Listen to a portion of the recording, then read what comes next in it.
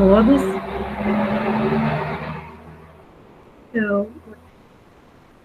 Deu um barulhinho aqui na rua, está bastante movimentado. Aguardei um pouquinho. Boa tarde a todos. Então, primeiramente, eu gostaria de agradecer o convite da diretora Carla e da professora Fernanda, em nome do CTA, da Unipampa, do campus de Itaqui, pelo convite, e dizer que é um imenso prazer poder contribuir com alguns conhecimentos que eu adquiri durante a minha jornada acadêmica e também as atividades de trabalho. Eu vou, então, me apresentar para vocês. Eu sou bacharel em Química Industrial de Alimentos pela Unisvi, UERGS. Sou mestre e doutora em Ciência e Tecnologia de Alimentos, com ênfase em Microbiologia de Alimentos pela Universidade Federal de Pelotas. Já atuei como técnica em laboratório de análise de alimentos e águas no Núcleo de Alimentos da Unisvi. Fui professora num curso técnico de alimentos do Liminha e atualmente eu atuo como agente em tratamento de água na Companhia Rio Grandense de Saneamento, a Corsan. Então, por que a gente escolheu o tema bioconservação de alimentos? O que é essa bioconservação de alimentos? Será que é algo novo? Por que a escolha do tema, então?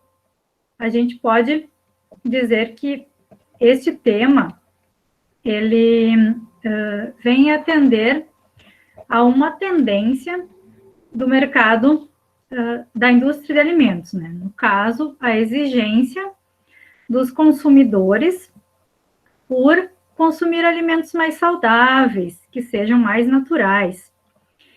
E, aliado a isso, né, então, a indústria de alimentos busca a produção desses alimentos com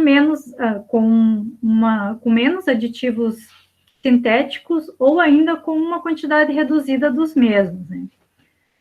Então, preocupado com isso, né? Como eu já comentei com vocês, uma das exigências é a saudabilidade e o bem-estar. Existem outras exigências, mas relacionando com este tema que vamos tratar hoje, que é a bioconservação de alimentos, a gente vai falar principalmente da saudabilidade e do bem-estar. Quando os consumidores se alimentam com um produto que eles consideram que seja natural ou que ele não venha adicionado de conservadores sintéticos ou que tenha uma quantidade reduzida, né, de aditivos químicos, os consumidores, eles se sentem melhores, né? Se sentem como nutrindo o corpo com um bem-estar. Eles se sentem mais saudáveis. Então, diante disso, relacionando a saudabilidade com o tema bioconservação de alimentos, a gente pode dizer que a bioconservação é uma alternativa tecnológica que vai visar a substituição dos conservadores sintéticos que são adicionados aos alimentos e vão atender, então, essa demanda dos consumidores por alimentos mais saudáveis. Diante disto, a bioconservação, então, ela é uma tecnologia alternativa às diversas tecnologias convencionais de conservação de alimentos. Quais são, então, as tecnologias convencionais da conservação de alimentos? Podemos citar a refrigeração, a pasteurização, a desidratação, congelamento, a fermentação e a esterilização. Essa alternativa, então, essa tecnologia alternativa de bioconservação, A gente pode perceber, né, pelo termo usado, bioconservação, o termo, a palavra bio no início, né, da palavra, e esse termo, ele nos remete à utilização de algo vivo. Então, o que é a bioconservação de alimentos? É a utilização de micro-organismos, que são, né, os seres vivos, para atuar na conservação dos alimentos. Então, a gente pode utilizar então, a bioconservação de duas formas.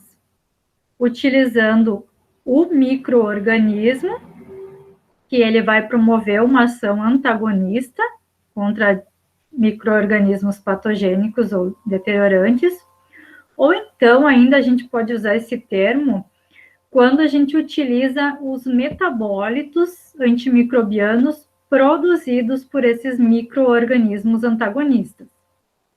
E a partir deles, então, a gente vai ter a conservação dos alimentos. Esses micro-organismos ou metabólitos antimicrobianos, eles vão promover uma ação contra micro-organismos deteriorantes e ou micro-organismos patogênicos.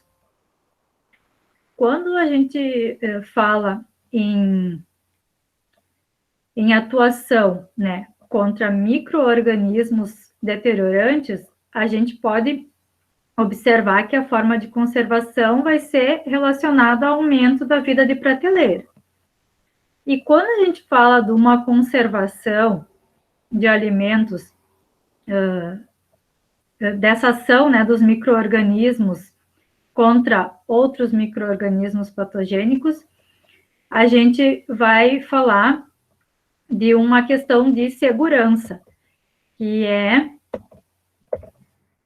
evitar com que esses micro-organismos patogênicos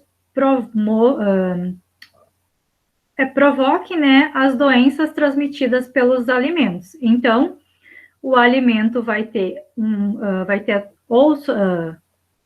sua vida útil aumentada e também garantida a segurança desse alimento, quando se usa desses micro-organismos antagonistas ou então dos seus metabólitos.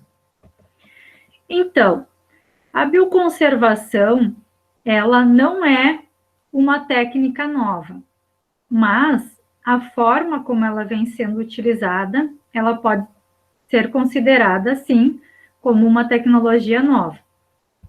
A gente diz que ela não é uma tecnologia nova, porque a fermentação lática, ela é uma forma de bioconservação, e ela é uma técnica milenar.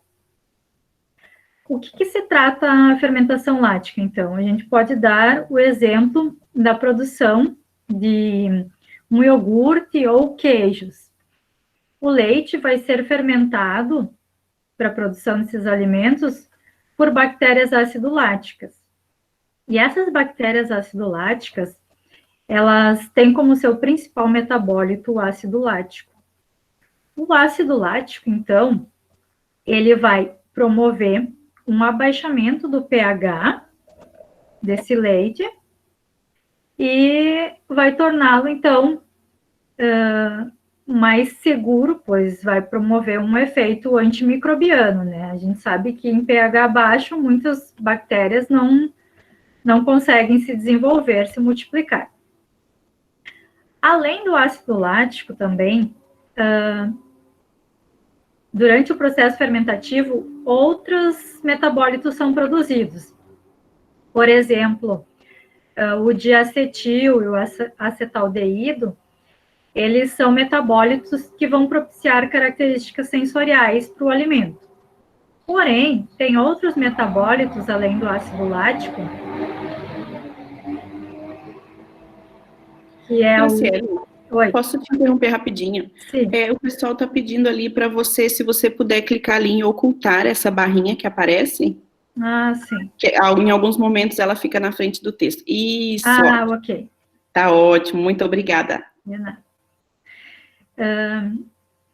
Então, outros metabólitos antimicrobianos que são produzidos além do ácido lático são o peróxido de hidrogênio e o gás carbônico, e também algumas bactérias são produtoras de bacteriocinas, que é um metabólito antimicrobiano. O que são, então, as bacteriocinas?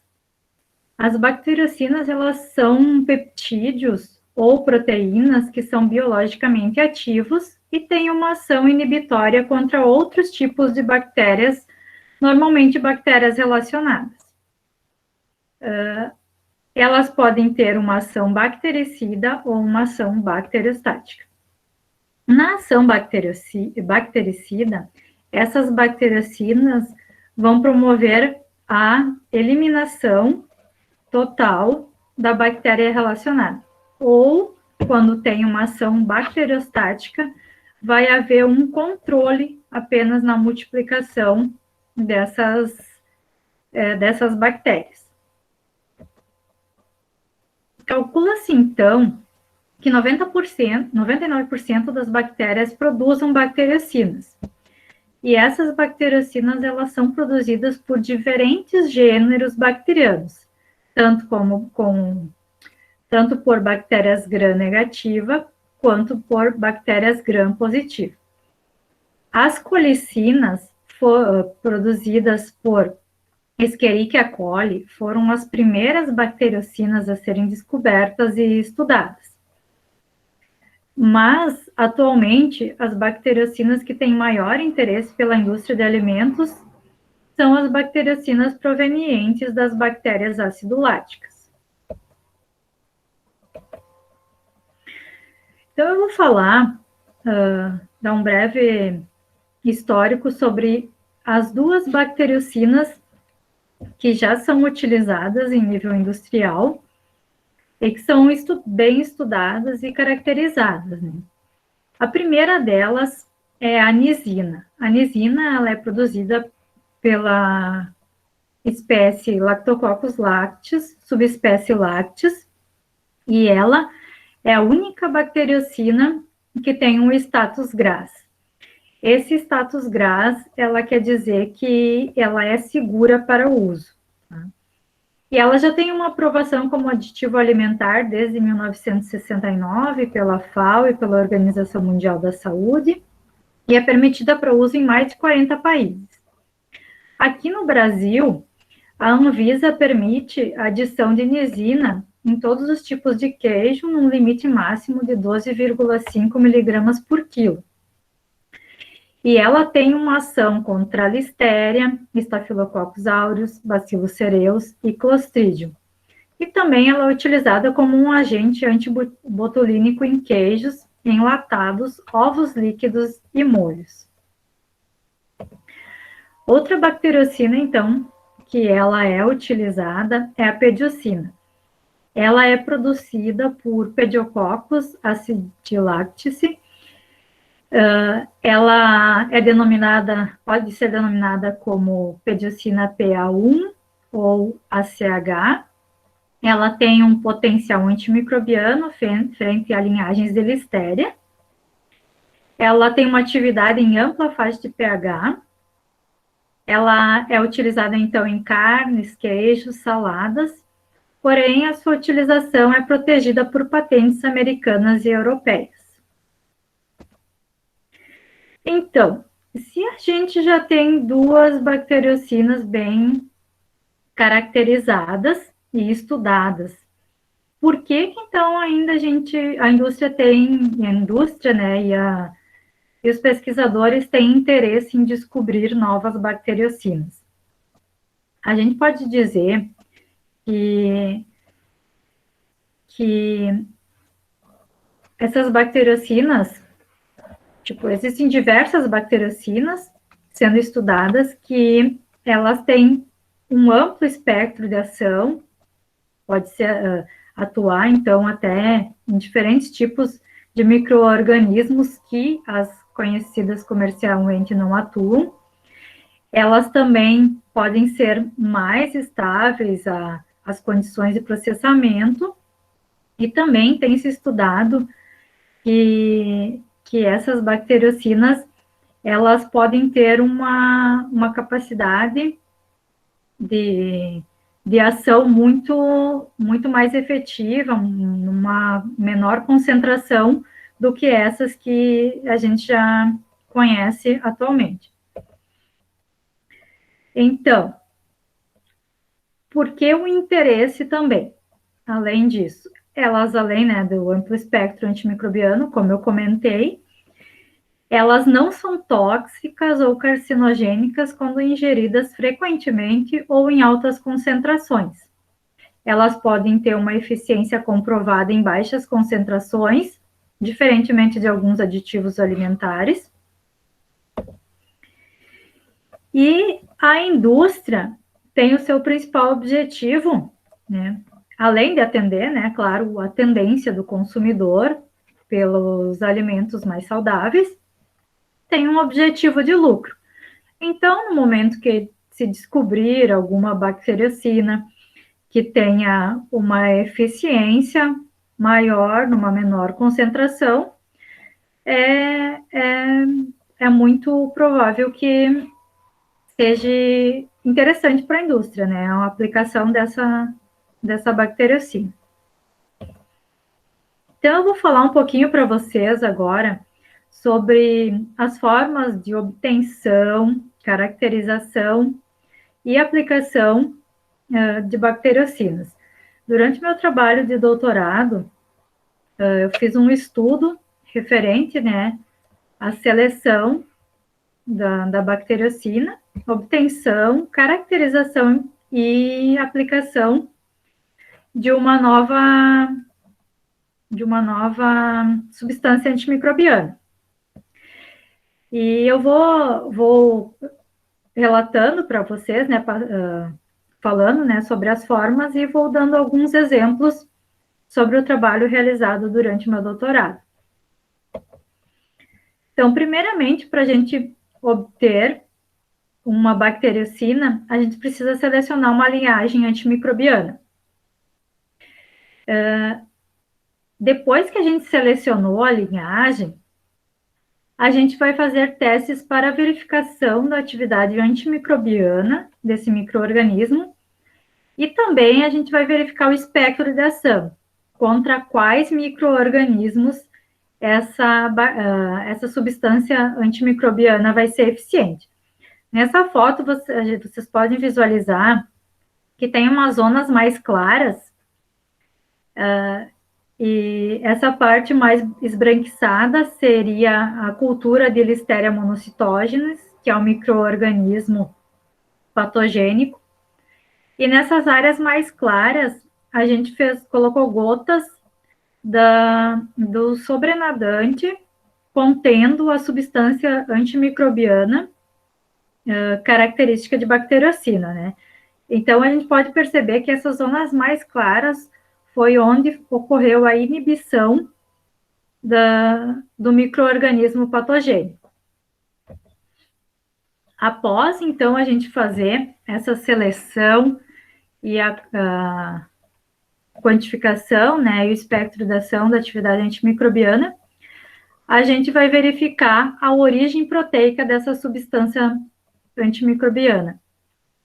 Pois a gente sabe que as bacteriocinas, elas têm uma natureza proteica. Então, a gente vai fazer um teste com enzimas digestivas e se, no caso, quando a gente colocar em contato as enzimas digestivas, acontecer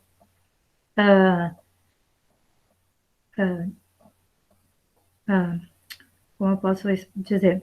Quando a gente colocar em contato as enzimas digestivas com essa substância antimicrobiana, ela perder a sua eficiência, então ela quer dizer que ela é de origem proteica e que a gente pode considerar como possível bacteriocina. Após esse processo, então, é feita a separação da bacteriocina desse meio de cultivo, é feita a purificação dela, e alguns testes para verificação da manutenção da atividade antimicrobiana após todo esse processo de separação, purificação. Depois disso, então, que a gente obteve, né, essa substância antimicrobiana, a gente precisa produzir ela em larga escala quando se pensa na produção industrial, né, para aplicação na indústria. Então, para a produção dela, a gente precisa considerar alguns quesitos, né? Para que o micro-organismo expresse essas bacteriocinas, várias coisas vão interferir, várias condições vão interferir. Então, a gente precisa ter claro que o pH do meio de cultura, a temperatura que vai ser incubado, que os nutrientes presentes no meio de cultura e o tempo de incubação, tudo isso pode influenciar na expressão dessas bacteriocinas ou não, tá? Por quê? Porque essas bacteriocinas, elas são expressas por um mecanismo de quorum sense. Se tiver as condições adequadas para a multiplicação do micro-organismo, a gente vai conseguir com que essas bacteriocinas sejam expressas, né? Esse mecanismo de quorum sense, ele é um mecanismo de defesa dessas células, que ele vai sendo ativado a partir de sinalizadores que vão sendo expressos no momento que essas células vão se multiplicando, né? Então, vai ativando, quanto mais células, quando tiver um número determinado de células, esse mecanismo vai ser ativado, então vai começar a expressão desses metabólitos antimicrobianos de defesa. Aqui, nesse slide, então, eu trouxe para vocês um gráfico da modelagem da multiplicação antimicrobiana. Durante meu doutorado, a gente fez um estudo da cinética de crescimento do micro-organismo, denominado Lactobacillus curvatus P99, e também a gente verificou, além dessa modelagem da multiplicação microbiana,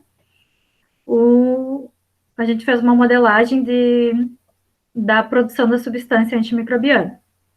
Então, aqui, primeiramente, é o gráfico sobre a modelagem da multiplicação microbiana.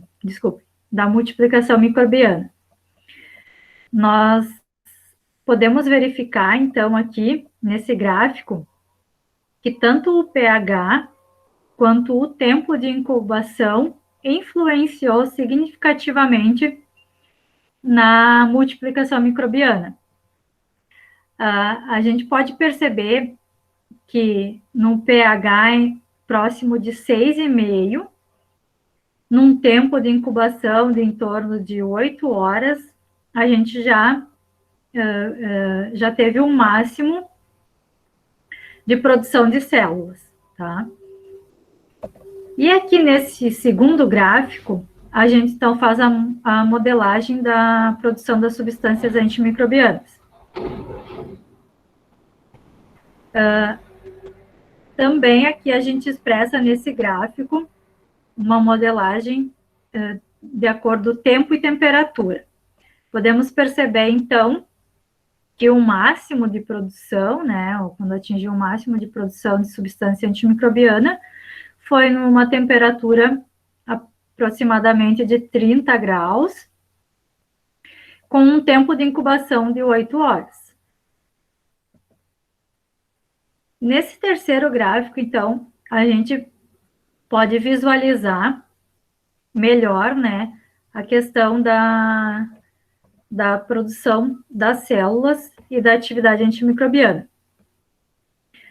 Aqui na linha de baixo, né, vocês podem perceber a atividade antimicrobiana e na linha de cima as células viáveis.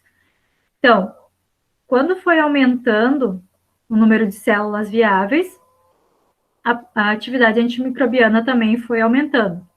E teve o seu pico de produção entre 8 e 9 horas, né? A maior atividade foi quando estava na fase exponencial de multiplicação microbiana também.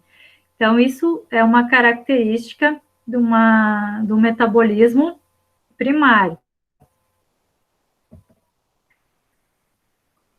E aí, após a gente fazer esse estudo, né, da multiplicação, ter um modelo matemático, né, de produção, a gente vai fazer outros testes para caracterizar essas bacteriocinas. A gente verifica, então, o efeito bacteriostático delas, a ação bactericida, como comentei, o espectro de ação delas. No caso do nosso trabalho, a gente observou que essas bacteriocinas, elas foram efetivas contra bactérias gram-positivas, que são normalmente a ação que elas têm, que são as bactérias relacionadas, mas também ela teve ação contra a Escherichia coli O157H7, que é uma bactéria gram-negativa. Esse é um resultado bastante importante, visto que a maioria das bacteriocinas produzidas por bactérias aciduláticas não tem ação contra micro-organismos gram-negativos. Poucos estudos têm relatado isso, ou então só ação contra bactérias gram-negativas quando é usado em concomitante com outro aditivo alimentar. Além disso, é importante fazer uma caracterização quanto à estabilidade de tratamento térmico, refrigeração, congelamento, verificar, né, a sua estabilidade frente a variações de pH, a alguns agentes químicos, porque a gente sabe que durante a produção do alimento, ele vai passar por diversos processos, né, como tratamento térmico, refrigeração, congelamento, ou também a variações de pH.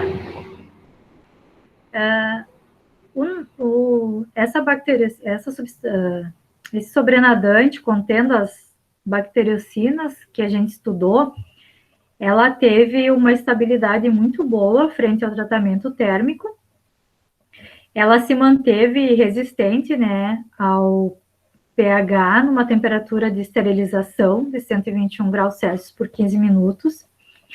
A gente também avaliou durante 1 ano a atividade antimicrobiana quando esse sobrenadante estava numa temperatura de refrigeração e congelamento. E ele foi estável durante 12 meses a refrigeração e durante 9 meses durante o congelamento. Essas substâncias antimicrobianas também, elas foram muito estáveis a diversas faixas de pH, tanto pH ácido quanto pH básico, e também também foram estáveis e mantiveram sua atividade antimicrobiana frente a agentes químicos, que são utilizados durante os processos de purificação ou então produção, né, como o uso do sal. Outra característica importante, né, da bacteriocina, para a gente poder utilizá-la ela em alimento, é quanto ela não ser citotóxica. E durante o nosso trabalho, então, a gente avaliou essa citotoxicidade em um modelo eucariótico, que é a Drosophila melanogaster, que é a mosca conhecida como a mosca da fruta, né? E a gente percebeu que em concentrações de até aproximadamente 40 mil unidades arbitrárias por ml, esse sobrenadante ele não foi tóxico para as células eucarióticas. Então, isso é é muito importante, né, da gente avaliar, e é necessário, antes de fazer o uso, né, dessa substância antimicrobiana num alimento, que garantir que essa substância vai ser segura para o organismo humano, que não vai produzir nenhum efeito adverso. Aqui nesse gráfico, então, a gente pode visualizar o que foi relatado, né, no slide anterior, que é esse efeito citotóxico no organismo eucariótico, no caso a drosófila, né? Então, isso é uma modelagem da sobrevivência da drosófila ao sobrenadante. Então, a gente pode perceber que até numa faixa de 40 mil unidades arbitrárias por ml, essas drosófilas se manteram com praticamente 100% de sobrevivência num período de 7 dias. No caso, esse sobrenadante, então, foi incluído na dieta desse organismo eucariótico, e conforme ela ia se alimentando, ia verificando, né, a citotoxicidade. Aqui eu trouxe para vocês, então, o artigo que o nosso grupo de pesquisa publicou, referente nessa caracterização e otimização do crescimento e produção dessas substâncias antimicrobianas, e também nesse artigo relata sobre esse efeito citotóxico dessas substâncias antimicrobianas produzidas por esse micro-organismo, no caso que a gente estudou, que foi o Lactobacillus curvatus. Então, agora a gente vai falar um pouquinho sobre as aplicações das bacteriocinas em alimentos. As bacteriocinas, elas podem ser aplicadas, então, de 3 maneiras. A gente pode adicionar no alimento um micro-organismo produtor de bacteriocina, no caso, a bactéria acidolática, e esse micro-organismo, ele, consequentemente, vai produzir a bacteriocina dentro do alimento. A gente também pode aplicar o extrato bruto contendo as bacteriocinas, ou ainda uma terceira forma de aplicação é da bacteriocina purificada. Existem algumas implicações no uso das bacteriocinas. A primeira implicação, então, ela está relacionada ao uso do micro-organismo. A gente pode aplicar o micro-organismo no alimento, e como um alimento ele é um organismo complexo, pode haver várias interferências que façam com que esse micro-organismo não consiga expressar a bacteriocina dentro do alimento. Outra implicação pode ser as condições de processamento. Essas condições de processamento podem fazer com que o efeito antimicrobiano da bacteriocina seja inibido, seja perdido. A bacteriocina também, ela pode ser inativada por enzimas, ela pode sofrer uma interação com os componentes alimentares, essa bacteriocina pode ter uma baixa solubilidade, ou pode ficar mal distribuída no alimento, não produzindo todo o efeito desejável. E a bacteriocina purificada, ela pode sofrer também uma redução da sua atividade, perdendo a sua eficácia. Então, pensando em todas essas implicações, né, no uso das bacteriocinas, o mercado traz uma nova tendência de aplicação delas, que seria o uso de bacteriocinas em embalagens para alimentos. As embalagens, elas têm como funções básicas conter, proteger, informar, facilitar o armazenamento e o transporte de alimentos. E uma nova função, então, que vem surgindo para as embalagens são as embalagens ativas, que a gente diz, e uma delas seria as embalagens contendo essas substâncias antimicrobianas. Então, elas vão ter uma interação com o alimento. Uma outra tendência nas embalagens de alimentos é o uso de polímeros biodegradáveis, né? Sintéticos ou de fonte renovável.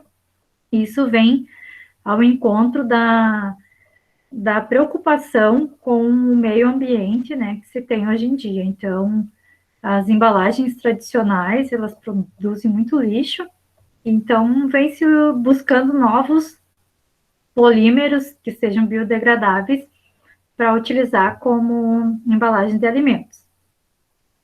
E uma terceira tendência é o uso de nanotecnologia, utilizando embalagens com nanomateriais.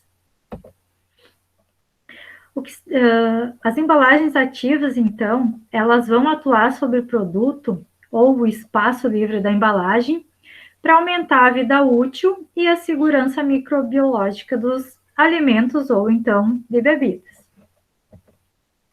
E a gente pode se perguntar, então, se já existem embalagens ativas antimicrobianas comerciais.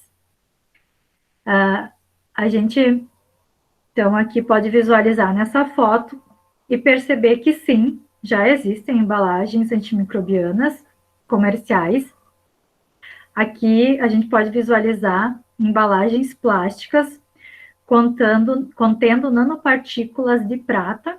Na primeira imagem a gente visualiza uma embalagem sem nanoprata e na segunda foto a gente vê uma embalagem com nanoprata e a gente pode perceber que a contaminação por fungo, né, não se proliferou na embalagem com nanoprata. Então, a gente pode visualizar que teve um efeito antimicrobiano essa embalagem.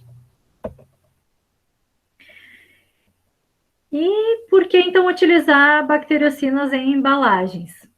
As bacteriocinas, elas são agentes ideais para aplicação em embalagens, porque elas vão interagir com a superfície externa do micro-organismo-alvo e não vão necessitar ser internalizadas para exercer o efeito antimicrobiano.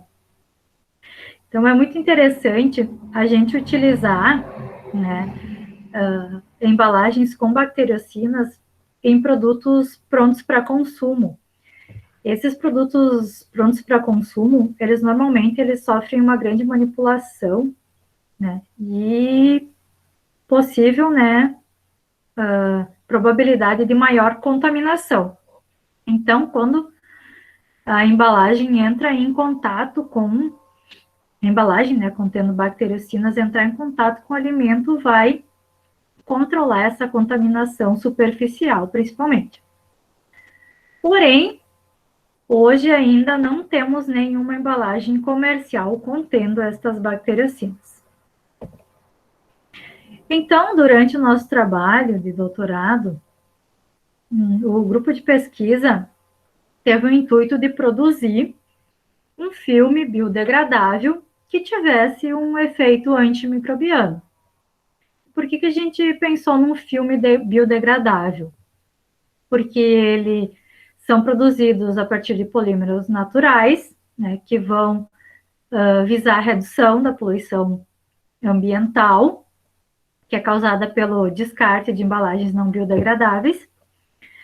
E também, quando esses filmes eles forem adicionados de agentes antimicrobianos, eles vão reduzir a contaminação em alimentos, principalmente a contaminação superficial em alimentos prontos para o consumo.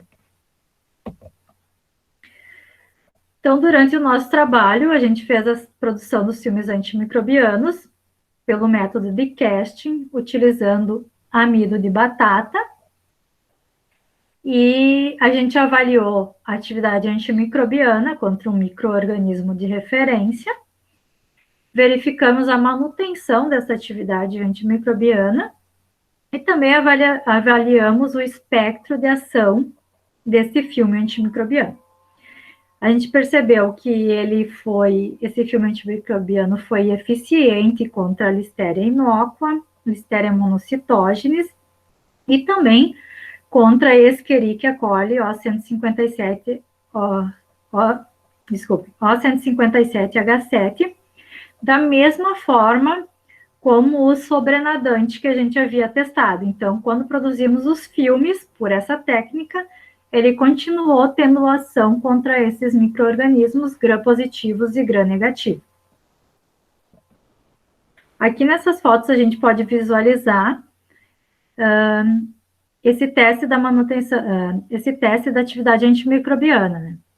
Na primeira foto é o filme controle, e não teve ação nenhuma antimicrobiana. Na segunda foto a gente utilizou um filme no qual a gente produziu com a concentração inibitória mínima de substância antimicrobiana, e a gente pode perceber uma inibição no crescimento microbiano, no caso do micro-organismo indicador que a gente utilizou, Listeria monocytogenes.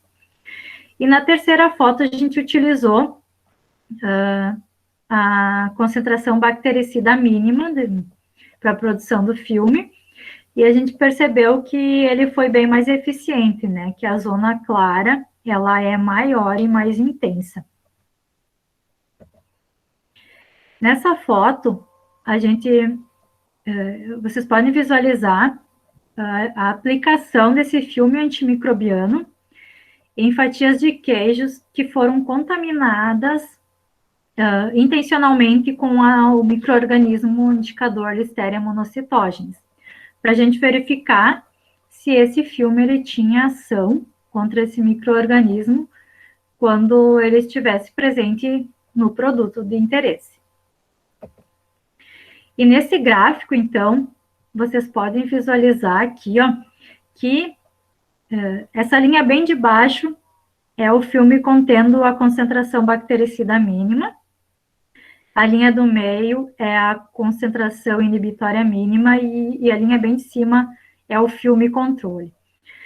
A gente pode perceber que o filme contendo a concentração bactericida mínima, ele foi eficiente contra o micro-organismo indicador desde o momento do contato com a fatia de queijo contaminada. Então, ele inibiu desde o primeiro, no caso, eliminou o micro-organismo patogênico e controlou durante os 10 dias que a gente analisou. E já o filme com a concentração inibitória mínima, ele teve um controle inicial, porém, de acordo com a análise estatística, ele não diferiu significativamente do filme controle. Então, a gente pode considerar que a concentração inibitória mínima no filme não foi eficiente para a redução, não teve uma redução significativa do micro-organismo patogênico. Aqui, então, eu trago para vocês o artigo que a gente publicou referente à caracterização e à aplicação desses filmes biodegradáveis. Nesse artigo a gente relata, né, então, mais especificamente, tudo isso que eu passei para vocês aqui. E também a gente pôde perceber e relatou nesse artigo que a adição, né, da substância antimicrobiana não alterou as características do filme e também ele teve essa ação que a gente desejava, né, que era o controle do micro-organismo patogênico dentro de sobre, né, um alimento pronto para o consumo, no caso que era um queijo fatiado. Então, esse filme ele pode ser utilizado tanto para separar as fatias, como para ter essa ação antimicrobiana, que é uma tendência, né, de uso, né, das bactericinas pela indústria hoje em dia, que são as embalagens ativas. E aqui, então, eu deixo o meu contato para caso surjam algumas dúvidas futuras, né? E agradeço mais uma vez o convite para participar desse ciclo de palestras e fico à disposição para as dúvidas que vocês tiverem agora, que lhe ocorreram durante, né, durante a palestra. Muito obrigada. Certo, muito obrigada, Graciele, pela sua apresentação. A gente percebe quanto trabalho, né, envolvido nessas pesquisas, né, alguns momentos ali você citou 1 ano, né, de acompanhamento, né, de algumas metodologias, então é muito trabalho envolvido, é muita dedicação realmente, e a gente percebe o seu domínio, né, nesse assunto, nessa área que é tão interessante. Então, obrigada mais uma vez pela sua participação aqui. Eu queria só aproveitar o pessoal que eu estou na tela aqui no modo mosaico, eu vou tirar um print da tela, só para a gente fazer um encerramento. Deixa eu colocar aqui, peraí. Se vocês quiserem ativar a câmera de vocês, só para que a gente possa fazer um agradecimento final, depois, já que essa é a última palestra, né? A gente vê vocês entrando e saindo por aqui, né? Mas muitas vezes a gente nem se conhece. Eu vou fazer um print aqui. Se vocês quiserem ligar a câmera, se não, tudo bem. Deixa assim, deixa eu colocar aqui, peraí. Vou tirar agora. Ah, eu vi que alguns já ligaram. Que legal ver vocês, que bom. Ah, que bom ver vocês. Eu fiquei feliz, porque a gente sempre vê vocês entrando aqui, mas eu nunca tinha visto o rostinho de vocês. Que joia! Deixa eu ativar aqui o print, calma aí. Shift 4. Que legal ver vocês. Espero um dia que a gente se encontre ao vivo, né, presencialmente. Aí, legal. Agora dá um tchauzinho, como se fosse uma câmera mesmo. Aí, depois eu vou colocar lá no Face, aí vocês pegam, tá? Aí, joia. Então tá. Bom, pessoal, muito obrigada mais uma vez pela presença de todos. Vou abrir o chat aqui, então, para as perguntas, para os comentários. Deixa eu ver aqui se alguém mais colocou alguma coisa ali em cima. A Denilton comentou ali que também é do Pará, que bom, de longe. Rafael, do Rio de Janeiro. Érica, Sara, muito grata por você expor sua experiência para a gente. Obrigada, Sara, pelo seu comentário. A professora Aline, nossa professora aqui. Graça, parabéns pelo trabalho, muito importante para a área de alimentos. Aprendi muito, saudade. Pelo visto vocês já se conhecem. Que bom, fico feliz. Sim, aí a Graciele comentou, Aline, eu quem agradeço, saudades tuas. Muito bom, né? A gente acaba se reencontrando, né?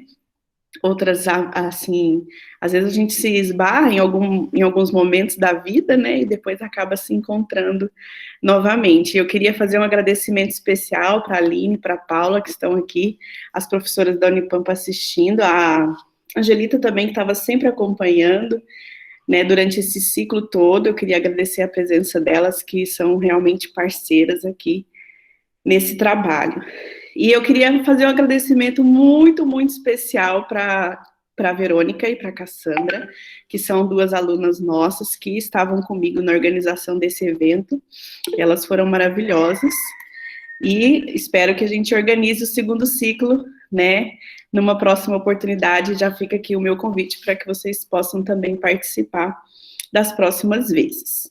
Deixa eu ver aqui mais algum comentário. Luiz Guilherme, também estava sempre por aí, né, Luiz Guilherme?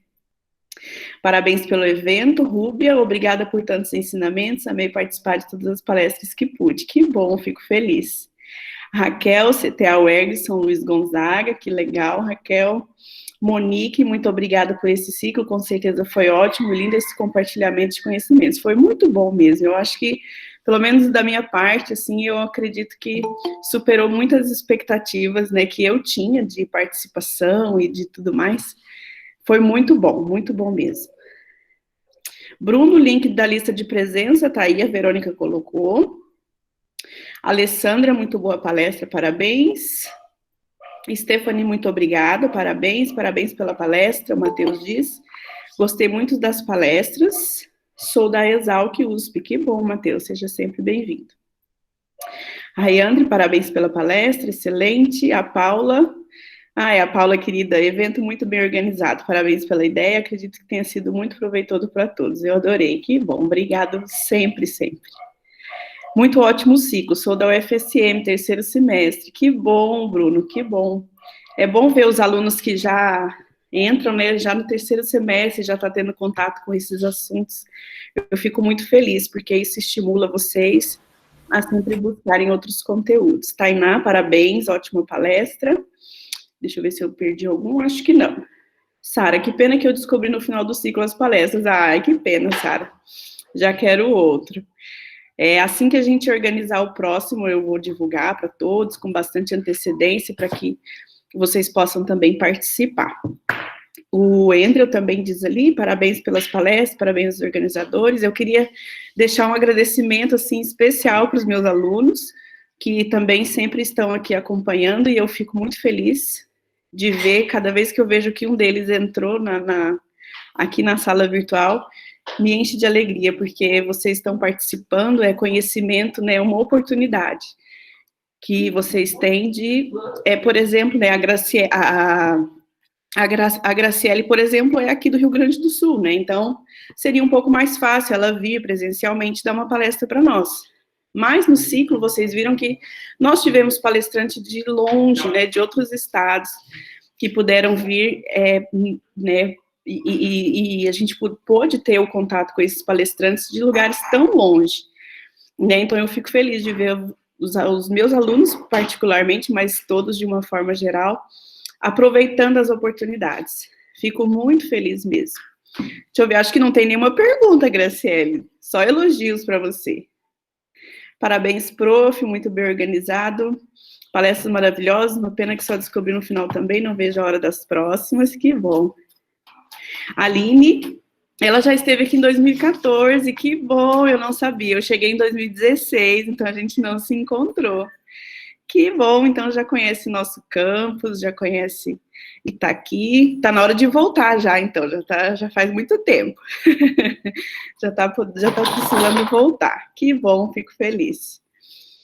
Lara, professora da Engenharia de Alimentos da Universidade do Estado do Mato Grosso. Que bom, parabéns pelo evento. Que bom, Lara, obrigada. A gente tem visto bastante professores também acompanhando as palestras e eu fico bem feliz, porque a gente, né, faz contatos e troca várias ideias. William, uma excelente palestra, meio, William lá de longe. Raquel, parabéns, espero que continue trazendo ótimas palestras para nós. Que bom, só elogios, Graciele, muito obrigada pela sua fala hoje. Bom, pessoal, só tenho a agradecer pela oportunidade, a Denilton diz, se não fosse seu esforço, acho que não seria possível participar da palestra do Pará, fico feliz mesmo. Mas a tecnologia está nos unindo e proporcionando essa oportunidade. Parabéns, prof. Obrigada, Denilton, eu fico feliz, porque no momento de distanciamento social, né, a gente consegue, de certa forma, diminuir as distâncias, né, e usar ao nosso favor essa tecnologia. Bom, pessoal, acho que é isso.